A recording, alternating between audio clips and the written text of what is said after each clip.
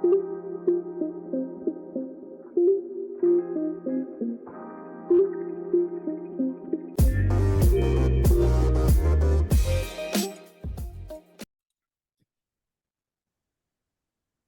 and welcome to another episode of the 60 Go podcast. Great to have your company. My name is Tom Campbell, joined by Damien Seabolt and also Jack Stevens for the first time. Jack, in the last week, went to Vegas for the opening round of the NRL. Jack, have you fully recovered?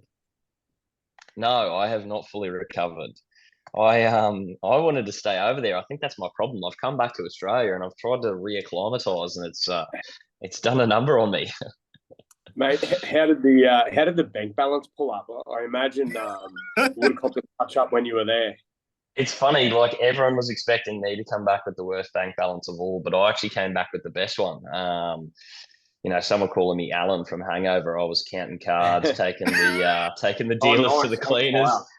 They didn't know what was going on. So I actually came back with a pretty good bank balance. My younger brother, not so much. He's sworn off all vices now. He says he's not drinking or gambling for the rest of his life. So Vegas definitely did a number on him. So Jack, that's good, mate. Did you spend much time in the casinos and hanging out at the table? I would say it was probably a mix of like 50-50. I pretty much majority of the time slept for most of the day and then was up all night, and we did spice up our days. We pretty much had activity every day, I think, except for the last day was where we just didn't know what was going to happen, didn't know how we'd be feeling after, all this partying and all this. It's so much stimulation too. There's lights and there's a constant music and there's people everywhere all the time, everywhere. So we didn't really know how we were going to be on the last day, but we ended up just taking it super chill. We got a late checkout till 4, top golf in the end, but the majority of the trip was spent between activities like Machine Gun Vegas, Mavericks Grand Canyon, helicopter tour.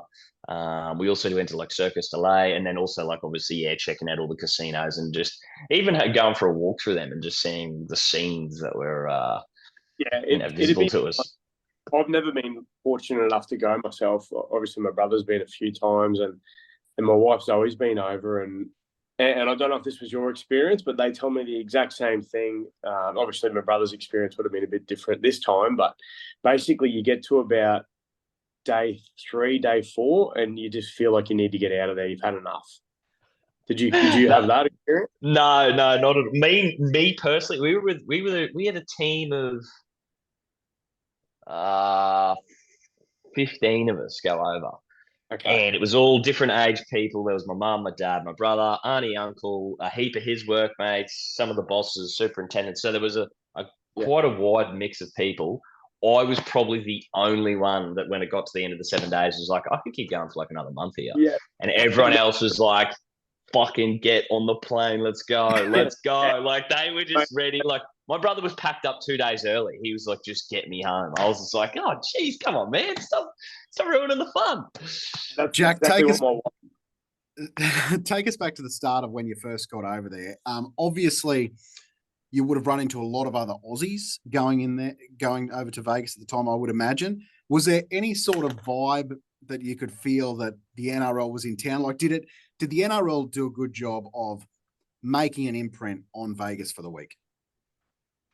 It's funny. It's a tricky question to answer because I would have had 2 different answers at 2 different points in the trip. Like going over, and I don't know how much you know about it, Damien, but we basically weren't going to go. And then just one afternoon we were drinking here at my parents' place, and I said, "Oh, I bet you they're doing packages. Like just have a look and we'll see how much they cost." Because I had a bit of an idea in my mind because I've done a bit of travel on how much the flights would cost and the accommodation and all that sort of stuff. And anyway, we ended up looking it up and it was really cheap, and it was this Legends package. And the thing that sold me was it was a chartered flight straight from Brisbane to Las Vegas, which was like one of the first times I've ever done that commercially.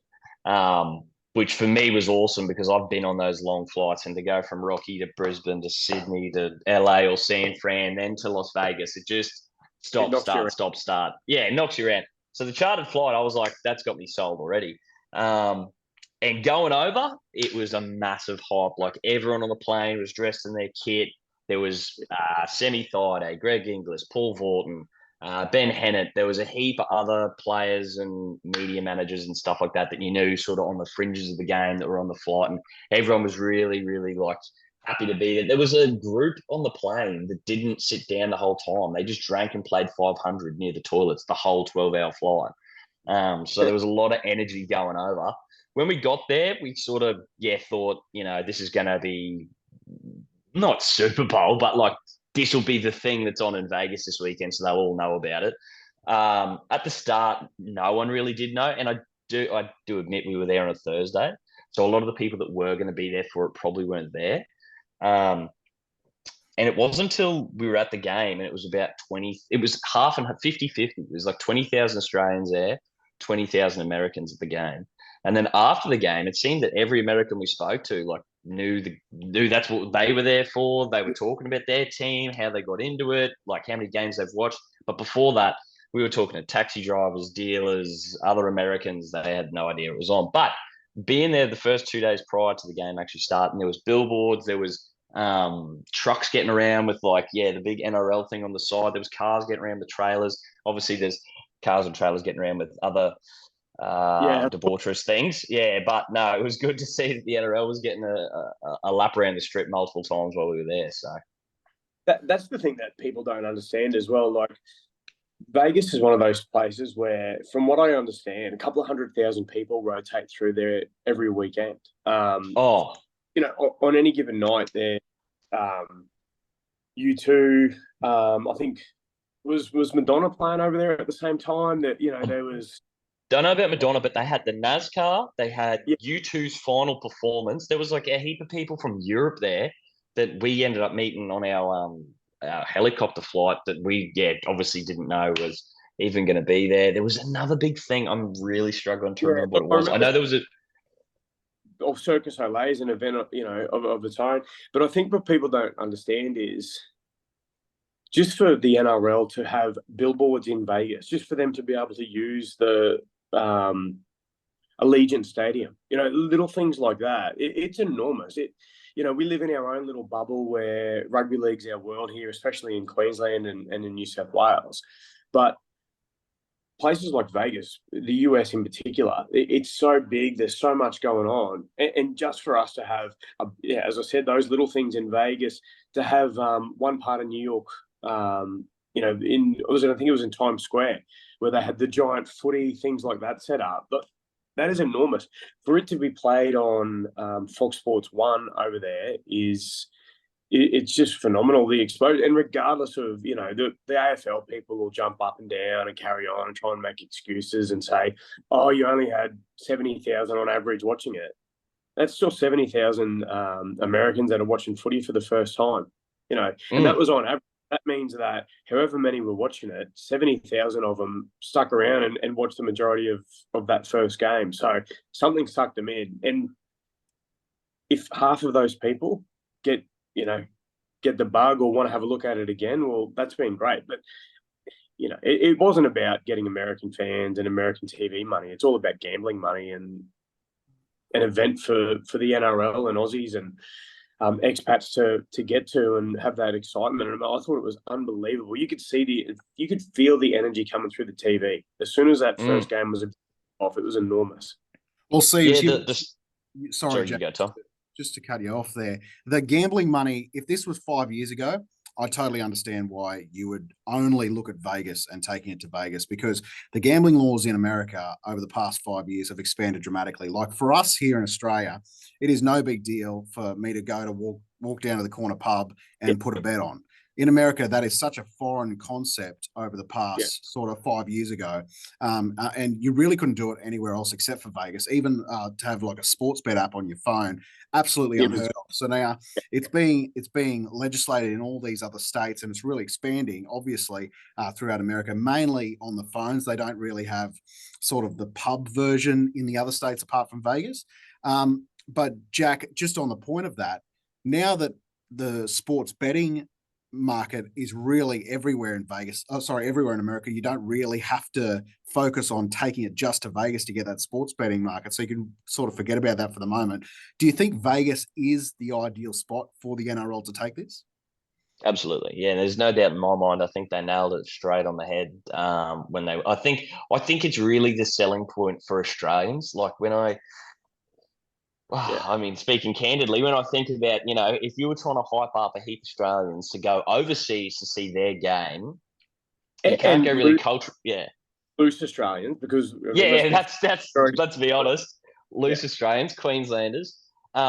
If you told them, yeah, it's going to be in LA or it's going to be, somewhere near New York or somewhere like that, or maybe Texas, you might get them Texas, maybe, I don't know.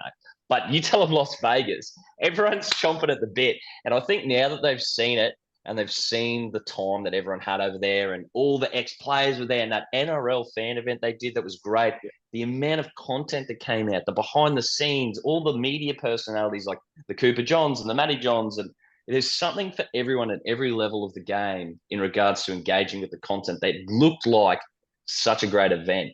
It was a great event, I should say. And I think that a lot of people saw that. And I think that you're only going to see the yeah. numbers go up and up and up. I know. We had opportunities to go as a family. A couple of things.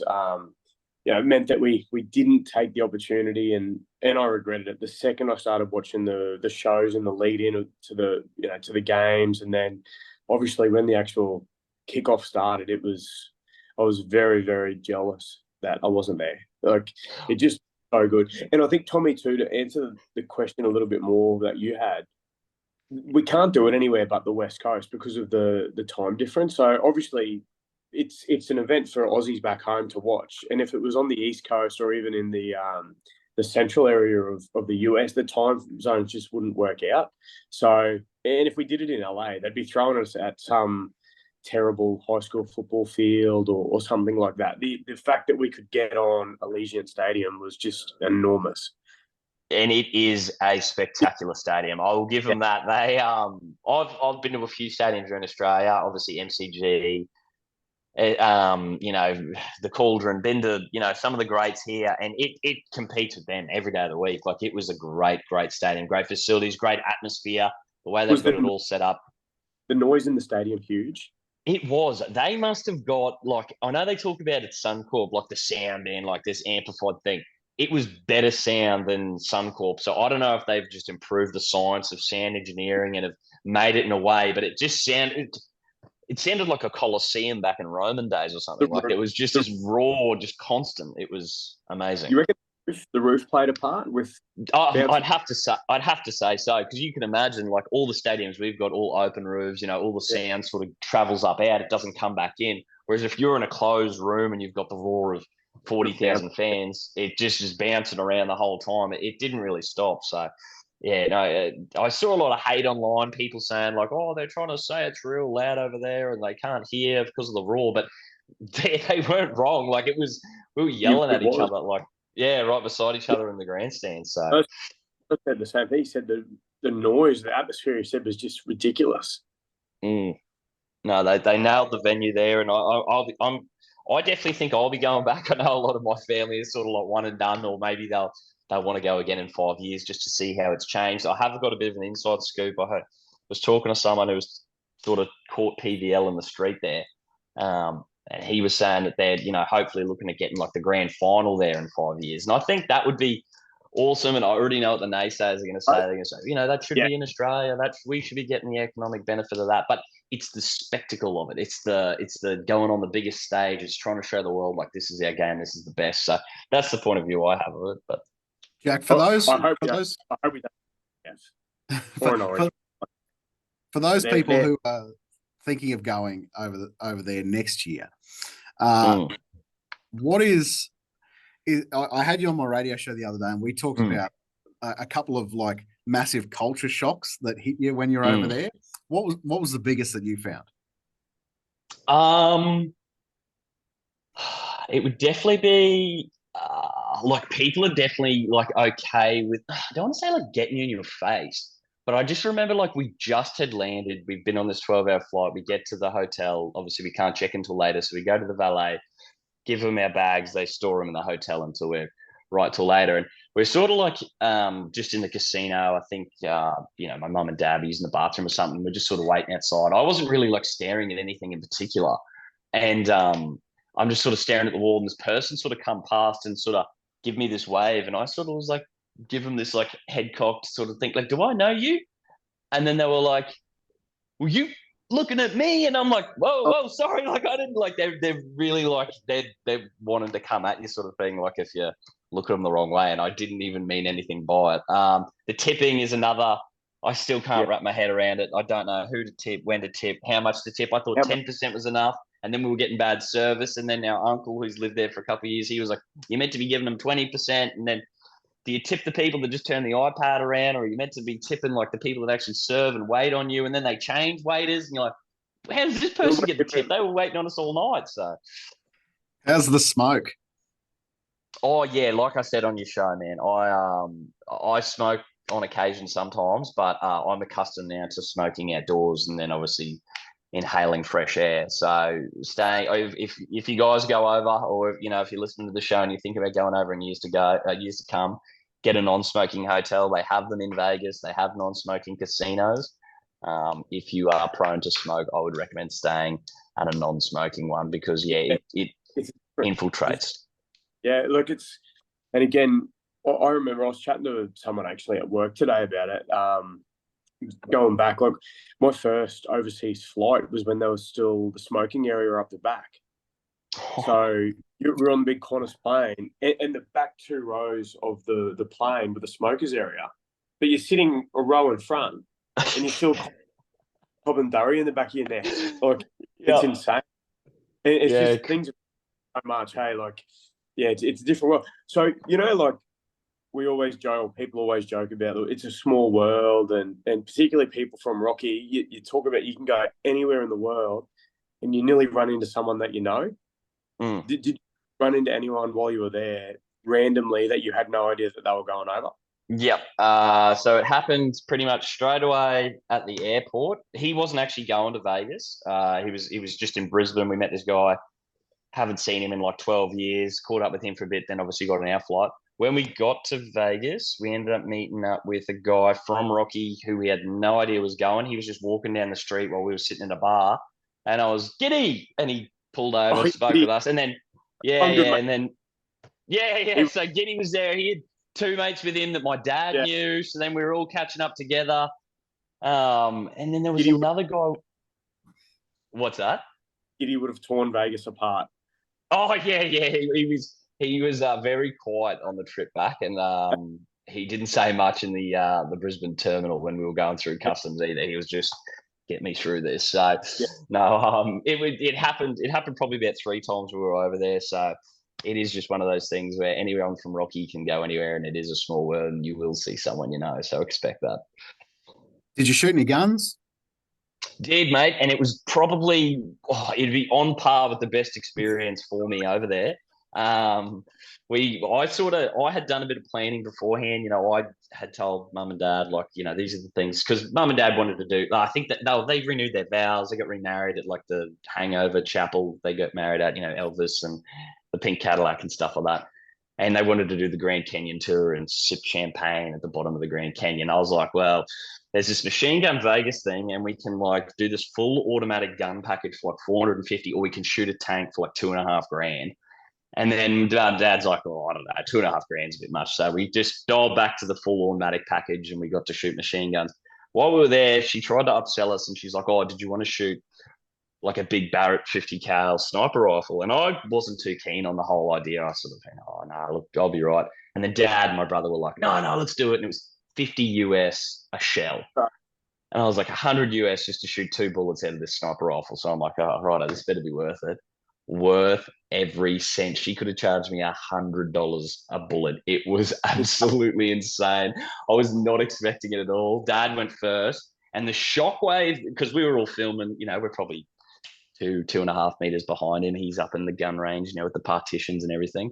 He's got it braced, and it's like it was like, you know, if you've ever seen it in the movies, like the grenade goes off and that like air wave like goes out and like hits everything. It was exactly like that, because it's dust and gunfire and, you know, all in the air, and the just explosion coming out from that barrel of that gun that come and hit us. Like, it knocked my phone out of my hand, and I took a step back, and I was like, if that's the force back here, imagine on it. But when you're actually on it, because you're actually at the explosion point, you don't get too much of the shock wave. It's when you're standing behind it that it really hits you and you're, whoa, Jesus. So yeah, it was quite an experience. It was great. I love that part of it because obviously we don't get to do any of that here in Australia. It's all legal, but that was definitely a really, really fun part. So Jack, what was the worst part of the trip? Was there a downer or something that disappointed you?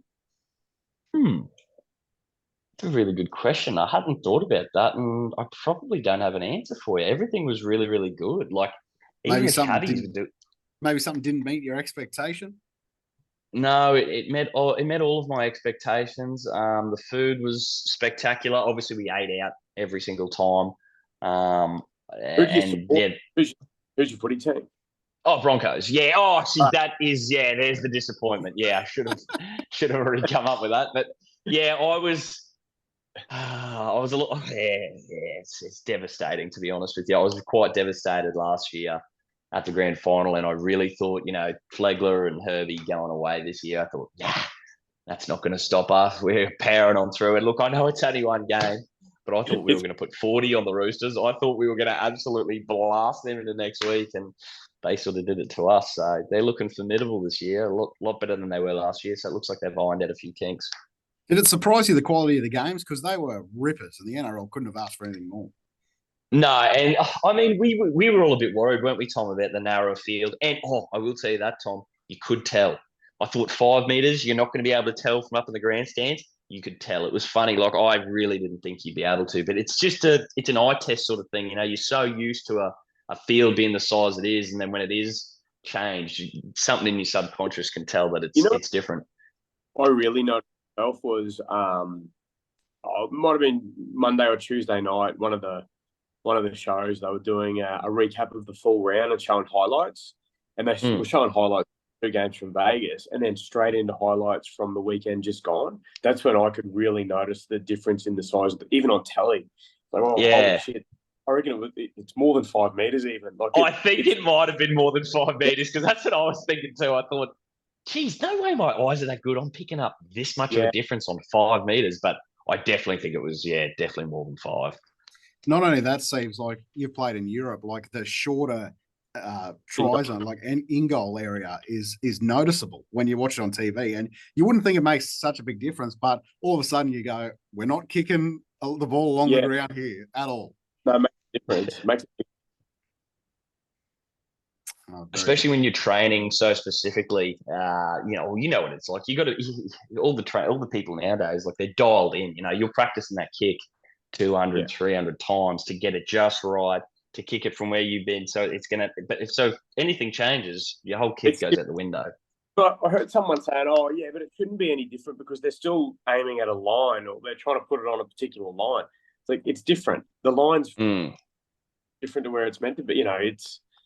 Yeah, it definitely played a part, and you can see the teams during the games. They pulled back on the kicking close to the try line. I thought all 4 sides did actually as the respective games went on. Jack, just as we finish up here, Jack, do you have one piece of advice for anyone who's looking to go into the future? Maybe it's something that they do even while they're in Australia before they go to get ready, or is there a piece of advice that you'd give people before heading over to Vegas? Don't pay full price for anything. Okay. There is tips and tricks around it. We didn't sort of figure it out until about 3 days in, but I'll give you a quick example. Mum, my auntie and my uncle, when we first landed, my brother, my father and me went to breakfast and had some brekkie beers, and the beers were 10 USD a stubby, which is, around about $16 Australian. And they come back with 3 coffees and a bottle of water that cost them 82 USD. That's crazy. Which was quite an insane amount of money. But we had to figure out there was tips and tricks to getting around. So, for example, at the casino, there's pokies at the actual bar built into the bar, and if you are just looking to play, even $10 through it, and you just sort of tap away every so often, you're considered gambling, and the drinks are free. Anything on the strip is well overpriced. If you want, food and all the rest of it, I would recommend going to Fremont Street or anywhere else off the strip for more probably local American prices. Anything on the strip is tourist prices, and it's out the wazoo. Yeah, they know who's coming. They know who's coming. They do. They do know who's coming. Jack, really appreciate your time for joining us on the podcast, mate. Sounds like a ripper of a time, and sounds like you'll be back. I will be, and I'll be reporting back again. Very good. Jack, thanks for your time. Steve's as well. This has been the 6 Go podcast, and that is full time.